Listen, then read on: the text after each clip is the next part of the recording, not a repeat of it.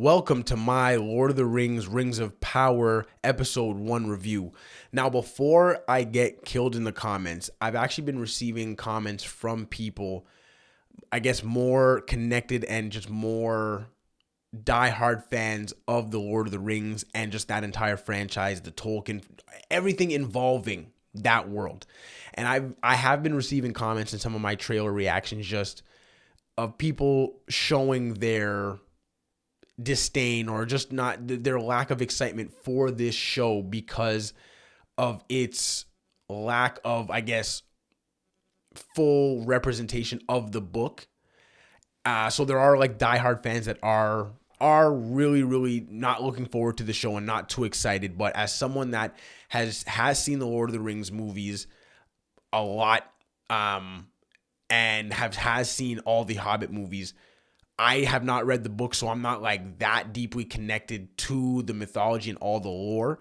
But from like an outsider looking in, honestly, like, and I'm saying, like, I may get killed in the comments. So from like the diehard fans, but I think this show looks pretty good. And again, like it had a little bit of a slow start, and I'll get into it. So stick around for my full review. But honestly, from a starting point and like a pilot, I didn't mind it. I enjoyed it, and I'm interested to see where it will go. So I'm wondering if a lot of the people, the diehard Lord of the Rings Tolkien fans, will see this, or if they'll give it a chance and just be completely turned off, or if they'll kind of see it and be like, you know what, it is a little different. Let me see where it goes. So had to get that out of the way before I get into my review. Didn't want to get killed in the comments. And also a little bit of house cleaning. I did receive other comments just asking if I'm going to be doing reactions to Lord of the Rings. And quick answer, I'm probably just going to be doing reviews like I mentioned in my House of the Dragon episode 2 review. Go check that out if you can. But I mentioned that personally like doing reviews more. I actually like just enjoying the episode and taking the episode fully in, and then coming in, recording, and just being able to get off my thoughts and break down the entire episode, as opposed to like reacting in the moments. I'm just having a hard time kind of figuring out that video style, that way of making videos, and incorporating them right now. And I may incorporate them down the line, because I'm not opposed to them, but for right now, I think I am just going to be doing my reviews. So a little bit of house cleaning, just had to get that out of the way. So let's get into this episode 1 review. If you like this video, hit the like button. If you think you'd be interested in content like this, following along with me on this Lord of the Rings journey, House of the Dragon episodes I'm going to be covering, She-Hulk episode coverage is on here, Andor episode reviews are going to be on here. So if you're interested in that type of content, subscribe to the Brandon Correia Network. So let's get into this. So episode 1 of Lord of the Rings Rings of Power, I enjoyed the episode. I didn't think it was like absolutely amazing.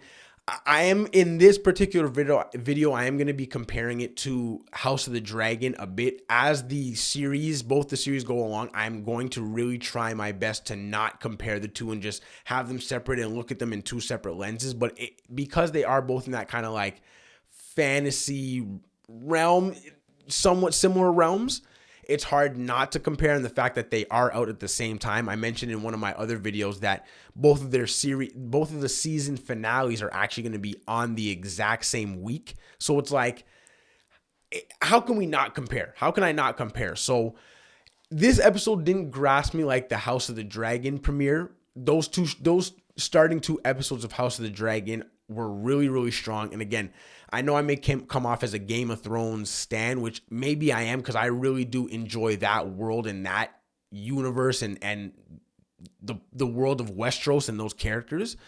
But I think with regards to Lord of the Rings, like, I think where, and again, like, I'm going to try not to compare as much, but I think where House of the Dragon has, and I mentioned this in a trailer reaction for House of the Dragon a while ago that I did, that I think House of the Dragon is going to come out on top with regards to storytelling, overall storytelling, character development, character dynamics and interactions.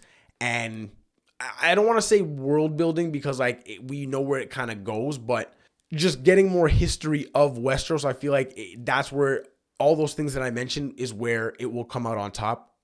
Now, Lord of the Rings, on the other hand, And again, even from watching this first episode, I didn't get as strong a connection with the characters, or I didn't see the strong storytelling that I did from the first episode. And I obviously, because I've seen the first 2 episodes because it's come out a little earlier than Lord of the Rings, the storytelling in House of the Dragon is really strong. So I didn't really get that from this. But like I mentioned in that trailer reaction, where I think Lord of the Rings will have House of the Dragon beat is I think Lord of the Rings on an epic scale, just not even just visually, because again, there were some amazing looking shots that I saw in episode 2 of House of the Dragon with the dragons on the Dragonstone wall. But honestly, like there's levels to this, you know what I mean? And so when I'm looking at it visually, like Lord of the Rings is vast, and the scale and scope is really, really, really big. You know what I mean? Like I'm talking like Dune type scale, like whereas like the people are mad small, and then you're seeing like ships, towering ships. The buildings are just towering. It's like every structure that they went into in this episode when they were kind of first searching for Sauron, because again, this takes place, you know what I mean? Because I'm not the most up to date with the lore and the history. So I'm just looking at some of my notes. So this takes place during the Second Age, where there was the overthrow of Morgoth, and the majority of the series takes place when Middle Earth is kind of in like a somewhat peaceful and prosperous time, because they show at the beginning of the episode that the initial conflict, like before Morgoth got overthrown, they basically showed the war and how like where Galadriel, and I hope I said her name right. And again, the Lord of the Rings fans seem like they're out. So I hope I didn't pronounce her name too wrong. But it just showed her connection with her brother, and that when this time period came and her brother went out to fight and passed away, that she ended up taking up his mission, which was to find Sauron and stop him. That was basically what she made her mission, and it kind of just jumps forward to her being like older and her searching for Sauron basically, and just showing that she's been searching for like a really, really, really long time, right? So I have to get my reggae reference out there, but it just shows that she's been looking for this man for like a really long time. They basically finally come up on, we find out that the High King actually called her back a long time ago, but she's just been pursuing and continuing on her journey. And they find like this, I can't remember exactly what the place was called, but they found like an area or a castle where they were. And this is where I wanted to also mention, where when they walked in this structure, the structure looked really big in scope. And it's just like, they look so minuscule compared to the structure that they were in.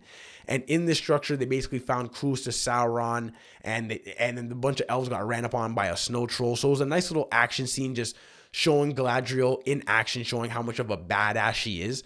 And I know, like, again, she's just looking like a regular elf, but I was hearing in the comments that in the Tolkien book, she's supposed to be like some god level tier, just ridiculously powerful kind of being in person. So I don't know if that's a big reason why a lot of the Tolkien fans are upset that she's just kind of like a regular person. So, and again, I could be talking out of my ass. Maybe don't kill me. I could be wrong. That even what I'm mentioning about her being like a god tier power could be completely friggin' wrong. So I'm talking out of my ass. Don't kill me. I'm just talking as an outsider, just trying to watch this TV show and see if it's some good TV, you know? So yeah, like that's, and basically after the snow troll stuff, her company, basically they're like, yo, we're done. Honestly, we're tapped out. We've been traveling everywhere, coming up into Arctic, fighting snow trolls, getting bashed around. Honestly, we're tired. So we're trying to head home. So they end up going back, and she's like, I'm trying to go. She ends up seeing like her friend. Again, I'm still learning these character names. Her friend Elrond, basically like she asked him to ask the High King if she could get more resources to continue her journey. And like, he's like, it's not gonna happen. Like, you know what I mean? You need to move on. And he actually comes to her on like a real friend level, and just being like, you've been gone for so long. Like, just like, just relax. If I hear anything, like, I will make sure that we pursue and like deal with this threat, right? Because I guess they're going to like, so I guess where when they're soldiers, the vibe that I got, and again, let me know in the comments if I'm completely off and I guess what this process was, but I guess when you're a soldier and when you've been a soldier for so long and like I guess you're retiring in a sense, it's like you get to like go home. It's like Valhalla in a sense, like a Thor reference. But like they're not passing away. It's like they're kind of just going to like a different dimension in a sense while they're still alive. It's like, I'm guessing, I don't know, but it seemed like they were about to go in there and they're about to go into the light, like her and her company, and she ends up dying. And this is how the episode ends. She ends up diving off the boat because we basically see, spoiler alert, a comet lands and we see that there's just like this guy curled up there. So I'm very interested to see where that leads and what exactly that is, because we see the Hobbit, I think her name was Brandy, discovered the man. And I guess this episode was a little slow to a degree, but it was introducing some of the factions. Like obviously we see the elves, and the big focus one was on the elves, but we also see the hobbits, and then we also see like the men, just like men farming, and I guess the elves are patrolling in that area. So we get introduced to these different factions, and that's why I kind of skipped ahead, but that's why I mentioned the Hobbit ended up the little girl Brandy ended up finding the guy in the crater from the comet. So I'm very interested to see what that plot line continues into in further episodes. And like I mentioned, Galadriel jumped off of the boat when she was heading to like that Valhalla place. I can't remember the name, what they called it, but I'm gonna just call it Valhalla for now. She ends up jumping off and coming back because right before that we see just, I guess, different omens of things changing. We see like the Hobbit high priest. I guess I'm talking out of my asses with these titles, but like we see this guy basically just reading his book and seeing all these signs and just being like, I don't know, there's not good things coming. There's bad juju in the air, right? And then we see some back at the elves' place, the High King basically pick up like a leaf that fell, and it was kind of like turning all black, just kind of signaling and just foreshadowing to me anyway that evil is coming and that there's more threats to come, right? So yeah, like you know what I mean, good first episode, good. It did a good job of just kind of setting up things, you know what I mean. A lot of exposition, which is what a pilot's supposed to do. Like I mentioned, the middle part of the episode is a little slow because that's where they're introducing more factions like the men and the Hobbit. Because obviously we've seen from Lord of the Rings like the dwarves, men, elves, just different fractions, right, and different races, right. So they were just slowly introducing that in the middle of the episode, where they kind of lost me for like a little bit, but I was really invested. I guess why I say it lost me a bit in the middle is because the beginning of the episode, which I didn't mention because I was just kind of describing where the plot was and the synopsis was, but the beginning of the episode was really strong to me, not only just action wise because of the snow troll fight, but because of just honestly visually. And again, I don't just get impressed by visuals. Like I need character development, I need storytelling, I need all of those good substance factors before the visuals really appealed to me. But I couldn't help but look at this, and especially that first like 20 minutes of the show, and be like, yeah, like this is them flexing their money, and like this is 100% where they will come out on top of House of the Dragon. As much as those dragons look absolutely amazing, the scenery and the scale in Lord of the Rings, Rings of Power look absolutely amazing. Like the one scene where they were climbing up the side of the mountain as the waterfall was falling, gorgeous, like absolutely gorgeous. Like this visually, like this show is honestly something. And now it's just are they going to be able to catch up to the visuals with the storytelling and the characters? Like are they going to make compelling characters enough that we care about them and that we want to follow them on this huge journey, right? Because House of the Dragon, and again, I hate to be comparing, but House of the Dragon dropped 2 episodes, and there's already a few characters that I really, really, really enjoy already, right? So Lord of the Rings is gonna have to, I feel like, do that.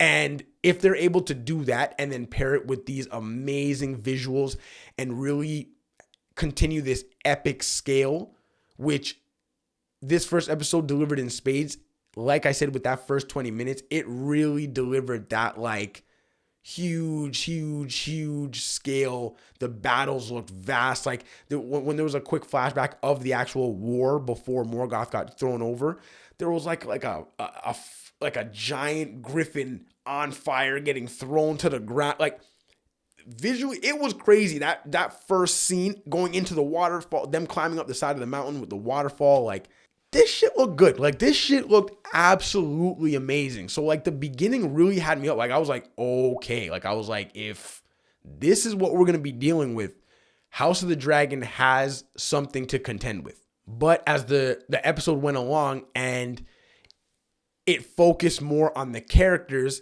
the character dynamics, the interactions, the storytelling, and it didn't rely so much on the visuals as much as every single shot, even when it wasn't showing the vast shots of the scale, when it was just like a closer shot of just like the High Council or where the area was, where like the elves were getting crowned for like their retirement, even that looked gorgeous. Or like where Galadriel and Elrond were in that like area with the trees and she was like looking at her brothers carving in the tree.